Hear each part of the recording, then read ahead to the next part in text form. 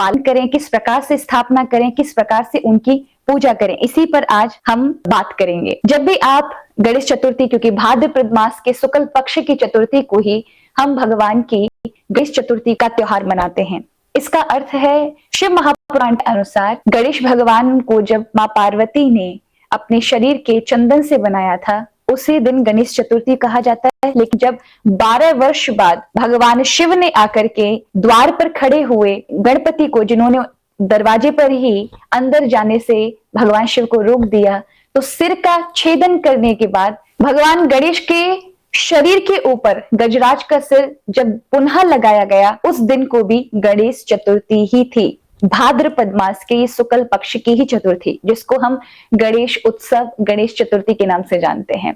इसीलिए जो भी कार्य भगवान गणेश के जीवन में आनंददायक हुए हैं, वो सब गणेश चतुर्थी ही वाले दिन हुए हैं। तो गणेश चतुर्थी का विशेष फल है, विशेष प्रभाव है। इस दिन आप गणेश जी को जब विग्रह लेकर आए, मृतिका का लेकर आए यानी मिट्टी का लेकर आए, तो 11 दिन का, 3 दिन का, 10 दिन का नियम लें कि आप उनको घर पर विराजमान करके नियमित रूप से पूजा करेंगे। जब आप गणेश जी का चतुर्थी वाले दिन स्थापना करें, उस दिन कम से कम जब तक आपके घर पर गणपति विराजमान हैं या विराजमान स्थापित नहीं हो जाते, उनका पूजन नहीं हो जाता, तब तक आप उपवास करेंगे। कम से कम उनके स्वागत के लिए इतना तो आप करें।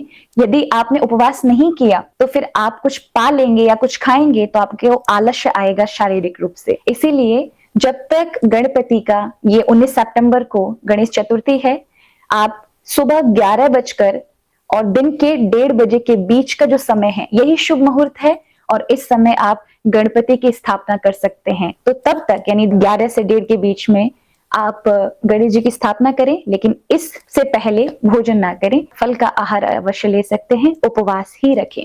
गणेश स्थापना के बाद आप पा सकते हैं। तो गणेश स्थापना के लिए जिन सामग्री की आवश्यकता होती है, वो है, आप उनके लिए स्नान के लिए जल का कलश रखें। अर्घ के लिए, यानी जब किसी देवता को हम बुलाते हैं, पूजन करते हैं, तो उन्हें अर्घ देना पड़ता है। अर्घ के लिए आप गंगा जल रखें, उसमें गुलाब जल मिला लें, आप कपूर मिला सकते हैं, केसर मिला सकते हैं, इससे वो अर्घ बन जाता है। और आप नैवेद्य में मोदक रख सकते हैं, मोतीचूर रख सकते हैं, कुछ मिठाइयां रख सकते हैं, मौसम के अनुसार फल रख सकते हैं या पंचफल भी विराजमान कर सकते हैं। आप पुष्पों की माला, गुलाब की, कमल की, गेंदे की, या फिर जो भी आपको वहां पुष्प इत्यादि मिले, उन सब की आप पुष्पमाला गणपति को चढ़ा सकते हैं। तांबुल यानी पान अवश्य गणपति की पूजा में स्थापित करें।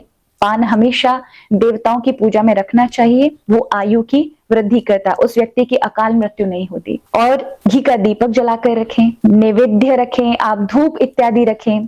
इस प्रकार से सामग्री जुटा करके, लेकिन एक बात का विशेष ध्यान रखें, गणेश पूजा में दुर्वा दल को अवश्य रखें। दूब का यानी दुर्वा का बहुत महत्व है। आजकल विदेशी दुर्वा यानी घास बहुत दिखाई पड़ती, लोग उसी को तोड़कर चढ़ा देते हैं गणपति पर, जो कि नहीं करना चाहिए। हमेशा देसी दूब जो है, दुर्वा है, उसी को ही गणपति पर चढ़ाएं। वो भी कम से कम 12 अंगुल हो, अति उत्तम है। यदि उससे छोटी मिलते तो कोई बात नहीं, लेकिन कम से कम 12 अंगुल का होना चाहिए और 3 उसके मुख हो। ऐसी दुर्वा को शिव महापुराण में अत्यंत महत्वपूर्ण बताया गया है और गणेश को अत्यंत प्रिय है। गणेश पुराण के अनुसार एक दैत्य हुआ था जिसका नाम था अनलासुर, और इस अनलासुर ने पूरे सृष्टि को, क्योंकि अग्नि का रूप था, सबको निगल लिया था। देवता क्या, मनुष्य क्या, मुनि संत साधु, तब सारे देवी देवता महादेव के पास गए। तब महादेव ने कहा, मेरे में सामर्थ्य तो है उस दैत्य को युद्ध में पराजित करने की, किंतु ये सारी सामर्थ्य गजानन में है, यानी गणपति में है। तुम गणपति की शरण में जाओ तो वो इस दैत्य को पराजित कर देंगे। इतना सुनकर सब गजानन के पास जाते हैं। गणपति जी देवताओं की प्रार्थना पर उस असुर से लड़ने के लिए जाते हैं और उस असुर को स्वयं निगल जाते हैं। और जब उनके उदर में वो असुर जाता है तो अत्यंत ज्वाला उनके पेट के अंदर, उदर के अंदर आरंभ हो जाती है। सारी औषधियां देवताओं के द्वारा दी जाती है, लेकिन वो जलन समाप्त नहीं होती। भगवान शिव चंद्रमा लगा देते हैं पर फिर भी शीतलता प्राप्त नहीं होती।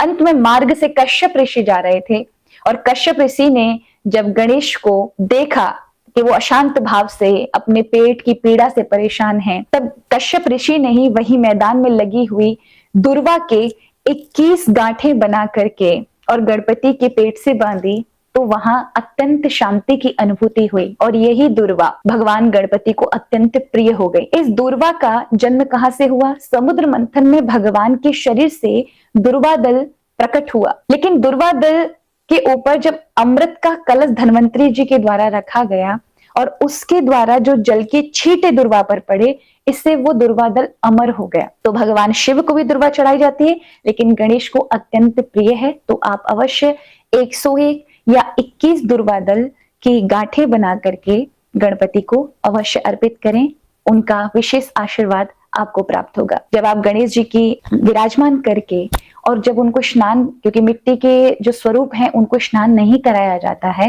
यदि आप हाथ से मृत्तिका के कुछ बनाते हैं आप उनको स्नान करा सकते हैं। यदि आपके घर में धातु के गणपति रखे हों तो उनको स्नान कराएं, अन्यथा आप एक कटोरी लें और कटोरी में जल डालते समय ये भावना रखें कि आप गणपति के विग्रह को ही स्नान करा रहे हैं। आप अर्घ अर्पित करें उन्हें कि हे प्रभु हम आपको अर्घ दे रहे हैं, तो वो कपूर केसर मिश्रित जल का अर्घ दें, फिर स्नान कराएं, फिर उनको तिलक लगाएं। तिलक में आप सिंदूर का ही प्रयोग करिएगा। भगवान शिव के द्वारा शिव महापुराण में कहा गया है जो सिंदूर चढ़ाता है उसके जीवन में मंगल और सिद्धि की कोई कमी नहीं होती। फिर अक्षत चढ़ाएं, फिर आप उनको रोली का तिलक लगा सकते हैं, उसके उपरांत चंदन भी लगा सकते हैं और फिर आप जनेऊ धारण कराएं, मोली का वस्त्र के रूप में पहनाएं। यदि आप वस्त्र लेकर आ सकते हैं तो और अच्छी बात है, और वस्त्रों का अभाव हो तो आप कलावा, जिसको हम मोली कहते हैं, उसी का एक छोटा सा टुकड़ा गणपति पर अर्पण करें, एक जनेऊ चढ़ाएं और उसके उपरांत नैवेद्य लगाएं। आप पूंगी फल यानी पान का पत्ता चढ़ाएं। अगर लगा हुआ पान लेकर आए तो और अच्छी बात है, अगर नहीं मिलता है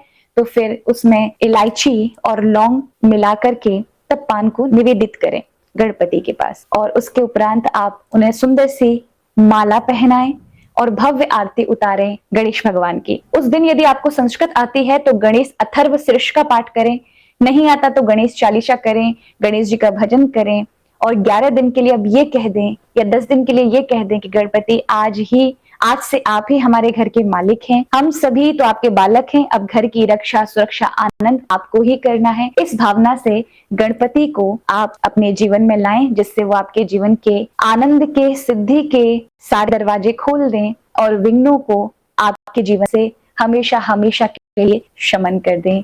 गणपति बापा मोरिया।